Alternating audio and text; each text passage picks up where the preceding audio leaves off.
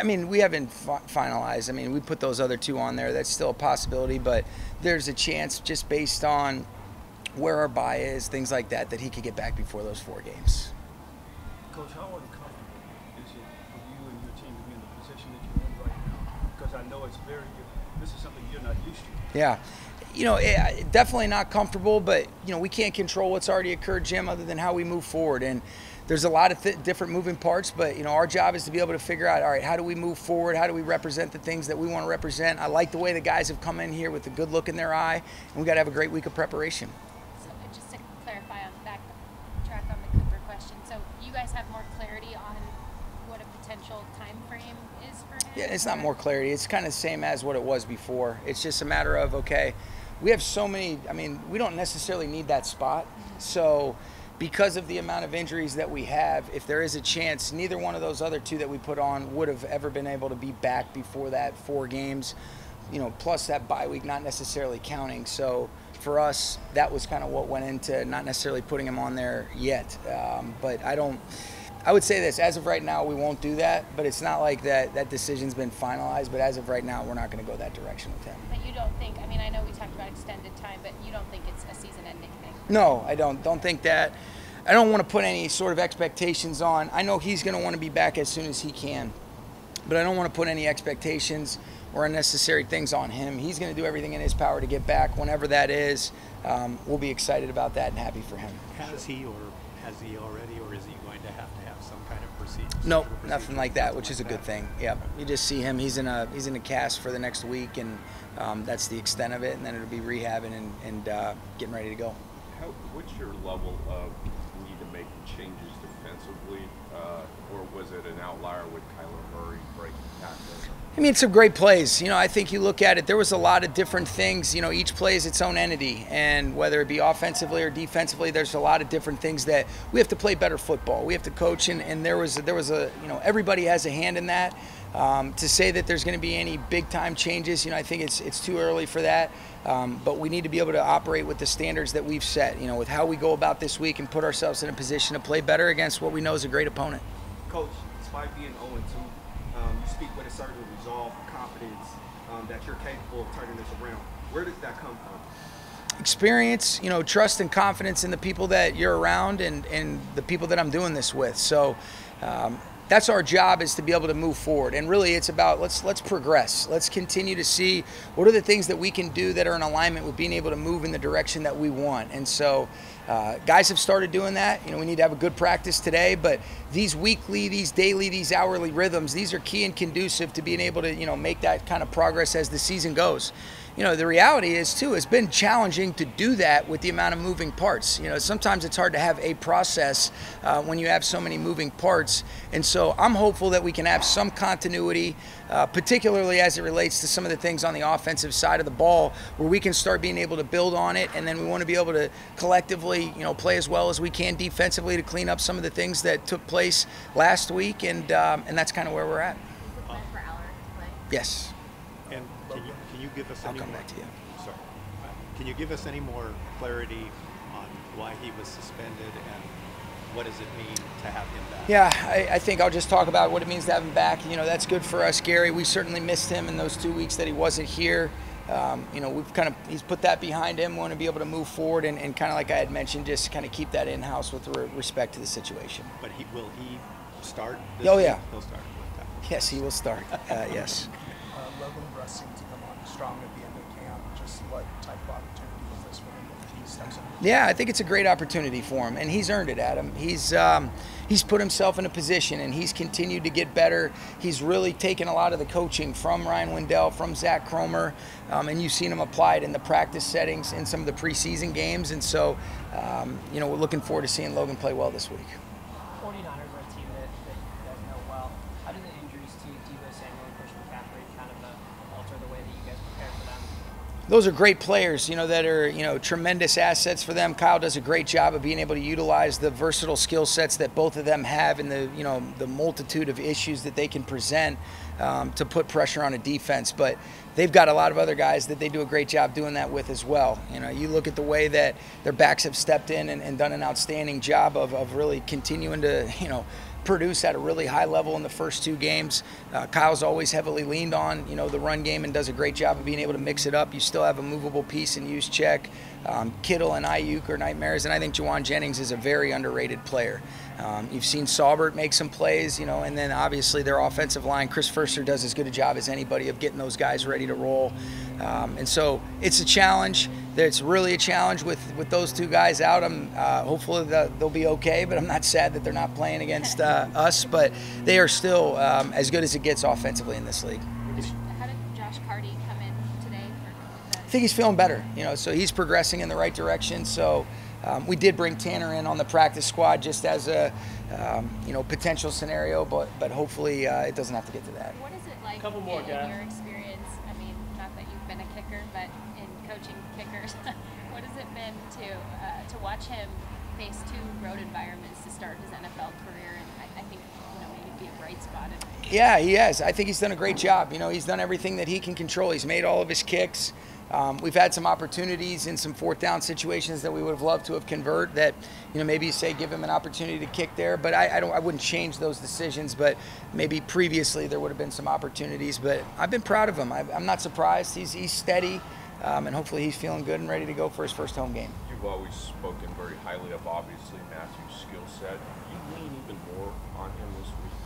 I think I want him just to be himself, you know, and you know, trust his teammates, play to the best of his ability. You know, I think what is important, whether it's offensively or defensively, is let's everybody just do their part to try to be able to move us forward in a direction that's in alignment with what we know the standards are that have been established by players like Matthew here for an extended period of time. And so lean on him, always lean on him, you know, regardless of these circumstances in these situations, but he's always going to lead. He's going to do a great job of influencing and affecting positive change and inspiring these guys to play as well as they possibly can just by the way that he moves, and that's what we're looking for from him. Will Davis Allen be back in practice? I'm hopeful. You know, he's feeling better.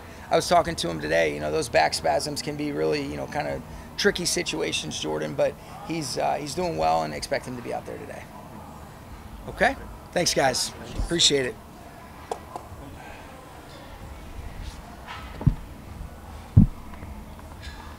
Can you talk just a little bit about the mood in the locker room as you guys are going through these struggling times right now? Yeah, I mean, I think the biggest thing is we're just itching for another opportunity to get back out there. You know, obviously the last week didn't go the way we wanted to from any phase, really. So best thing for us to get back out on the grass, get the opportunity to do that today.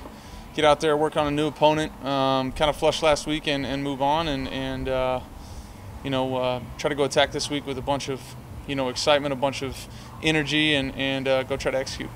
You often hear about the mental and emotional side of sports, and with as much as you study film, just when you're 0-2, is that every bit as important, not to make sure your teammates or anyone is playing the woe is me, we're hurt, we're beat up? Yeah, absolutely. I mean, I think the biggest thing is just, like I said, I mean, it's another opportunity. You know, you don't sign up to play NFL football to go 2-0, 3-0, 4-0, whatever it is. You sign up to get opportunities to go play those games. You got to attack each opportunity with the same, you know, amount of, you know, effort and execution and all those things that it takes to win. And so we're excited to get another opportunity to do that. You know, whatever the record is, you got to go out there and prove it each week. With some of the moving parts throughout the offense, I mean, obviously you guys are all in the same meetings, but is there anything like from your position, especially that you do differently, maybe from a communication standpoint in terms of preparation? Yeah, just try to be as clear and concise as I possibly can. You know, the way some of these guys might run routes might be different than how Puka and Cooper run them and all those kind of things. In their rooms, they'll dive into, you know, the nuances of some of that stuff. But just trying to communicate as much as I can. I know they feel like they can come to me and ask me questions, and I'm going to try to point them in the right direction if I see things that I need to, you know, talk to them about. But it's a really smart, intelligent group, and excited to get to work with them. What one word comes to mind, and when you watch tape, what stands out about his game? I mean, one word, I don't know. There's a bunch. I mean, he's a really good player. He's obviously a really intelligent football player, understands what's going on around him, how he fits into the scheme of their defense, what offenses are trying to do to try to attack their defense. He's a relentless competitor. You see him flying around all over the place making plays. I mean, he's hunting up a special route and then, you know, knocks the ball out last week on the 1 yard line. So, I mean, he's relentless, continues after the ball no matter what the situation is. Big time competitor and a really good linebacker. Is there anything you learned from 22 about what it's like to play with a rotating offensive line? No, I think everything is different. Every situation is different. Every game is different. Every team is a little bit different. So just trying to embrace this one. Obviously challenges along the way, but continue to persevere, push myself, push our team, and see where we can go. What kind of challenge is that for you personally? It looks like you're going to have a new left side of the line this week. Mm-hmm. So what kind of goes into that challenge this week, getting ready for it? Yeah, I mean, I trust those guys. Whoever they put in there, I trust those guys to go in there and do the best to their ability, do their job, at a high rate. And so this week, no different for me. Try to do everything I possibly can to get those guys prepared. I know their coaches and their teammates will do the same. Go out there and try to play at a high level. What are the things that you are sure to do anytime you start working with a new center? And does any of that process expedite a little bit, knowing that the sudden change was a bit quick versus a full off season of working with Bo? I think the biggest thing, number one, is getting snaps. Getting used to that. The worst thing you can do is be sitting in there thinking about where the snap's going to be or how it goes and all that kind of stuff. So I think that's the biggest thing. And then just communication, right? Just leaning on, hopefully he feels like he can lean on me to get us pointed in the right direction, and then let him try to take things off of his plate. He, has played against or with some veteran guards on each side the last couple of weeks, so that helps. But I think he's doing a really good job. And as far as, my work with him is just trying to get us in and out of the right plays. Make sure he's tied into why we're doing certain things, and then where we're gonna go with protections. Understand he's picked stuff up quickly. That's been clear. But, yep. Do you take more of that pre-snap communication, the calls, identifying certain things off in the short term, or do you how do you collaborate with him? A little bit of both. I think a little bit of both. I think the biggest thing is trying to lean on keeping it as simple as you possibly can, keep it in boxes for those guys, and so he'll he does that. We don't. I don't know. I feel like it's a little bit of everything. It's a little bit of communication with me. It's a little bit of game plan. It's a little bit of everything. You talked, Matthew, about guys run different routes, maybe than Cooper and Ruka. Can you help me understand? Is that something that you study more film, more reps, or is it? Yeah, no, it's not film. It's just body language. I don't mean they run completely different route trees. More in the fact that the way they might separate is going to be different, right? Different body type, different skill set. Certain things that guys are good at that they can use to get open. It's all different, each player. So just getting as many reps as you possibly can with those guys is always a big plus. Mentally, how long does it kind of take you to work with different players that you're not used to working with every single week? No, I think the biggest thing for me as a quarterback is just go out there and trust. I trust those guys that they're going to do their job. They're going to get open, catch the ball when you throw it to them, all the kind of things. Try to keep it as simple as you possibly can, right? There's some high-level stuff that guys that I've played with for, 5, 6 years, whatever it is, 4, 5, 6 years, that you can talk about and feel good about doing. And this, when you have new guys in different spots, some of that isn't there, but you just go out there and trust that they're going to be in the right spots and go out there and throw the ball and let them do their thing. Cool. Yes, sir. Thanks.